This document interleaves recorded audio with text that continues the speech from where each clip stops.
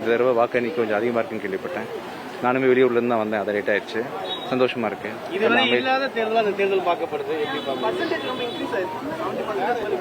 அப்படி இல்லை, நாளைக்கு தானே முடிவு வரும்.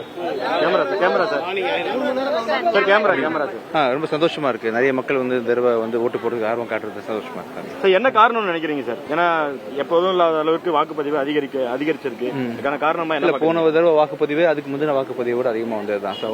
நாளாக மக்களுக்கு வந்து ஒரு ஓட்டு போடுறது நம்ம கடமைன்ற உணர்வு வந்துட்டே இருக்குன்னு எஜுகேட்டட் பீப்புள் அண்ட் அவேர்னஸ் இதை பற்றி ஓட்டோட முக்கியத்துவத்தை பற்றி அவேர்னஸ் அதிகமாக இருக்குன்றதான் நம்புறேன்.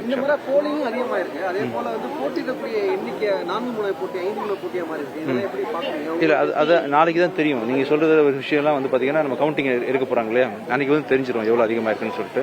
ஆனால் அப்படி அதிகமாக இருக்கிறது தான் நல்லது. இந்த மாதிரி எல்லாரும் வந்து ஓட்டு போடணும்னு ஆசைப்படுறேன். ஆக்சுவலாக அரசியல் என்பது ஒரு சினிமா மாதிரி ரீடேக் எடுக்க முடியாத ஒரு துறை. 5 வருஷத்துக்கு ஒரு எடுத்துக்கலாம். 5 வருஷத்துக்கு ஒரு அரசியல் ரீடேக் இருக்கும். ஸோ அதுதான் ரெண்டுமே டஃப் தான். எல்லா துறையுமே டஃப்பான துறை. தேர்தலில் ரீடேக் வருமா சார்? இது வராதுங்க சார், வராங்க சார். யாராவது ஒருத்தங்க வந்தானே ஆகணும். நீங்கள் யாரும் வர என் வாயிலிருந்து ஏதாவது வாழ்த்துக்கள் தம்பி. இளைஞர்களுக்கு என்ன சொல்ல விரும்புறீங்க?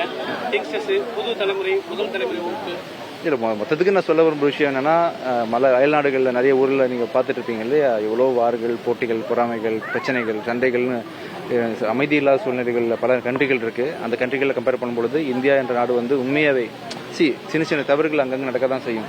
இப்போ உங்கள் வீட்டுக்குள்ளே யாரும் காவல் காக்க முடியாது. அதை உங்கள் வீட்டை நீங்கள் தான் பார்த்துக்கணும், உங்கள் தெருவை நீங்கள் பார்த்துக்கணும், நம்ம குடும்பத்தை நம்ம பார்த்துக்கணுன்ற மாதிரி ஒரு அரசு வந்து எல்லா விஷயத்தையும் இறங்கி செய்ய முடியாதுன்றதுனால நாட்டை நல்லா வச்சுக்கிறதுல மக்களுக்கும் பெரிய பங்கு இருக்குது. ஆக்சுவலாக பொதுவாக நம்ம எப்படி பழகிட்டோம்னு சொன்னால், இல்லை எதுவாக இருந்தாலும் கவர்மெண்ட் பேசியே பழகியாச்சு. ஆக்சுவலாக அப்படி கிடையாது. வந்து நம்ம மக்களுக்கும் பெரிய பங்கு இருக்குது. அரசியல் செய்கிறதே மக்கள் தான் அப்படின்னு என்னோட பெரிய பொது கருத்து. ஆக்சுவலாக அரசியல் செய்கிறதுல அரசு வந்து நமக்கு உதவியாக தான் இருக்குது. மக்கள் தான் அரசியல் செய்கிறாங்க. ஸோ அயல்நாடுகளில் நிறைய ஊருக்குள்ள போயிட்டு வராங்க இல்லையா, கம்பேர் பண்ணும்பொழுது இந்தியாவோட அரசு அண்ட் இந்தியன் ஸ்டேட் கவர்னன்ஸ் எல்லாமே சோஃபார் வந்து கம்பேரிட்டிவ்லி ஒரு நல்ல அரசாக தான் இருக்குது. இதுக்கு ஃபியூச்சரில் வர அரசும் அதே தான் செய்ய போகுது.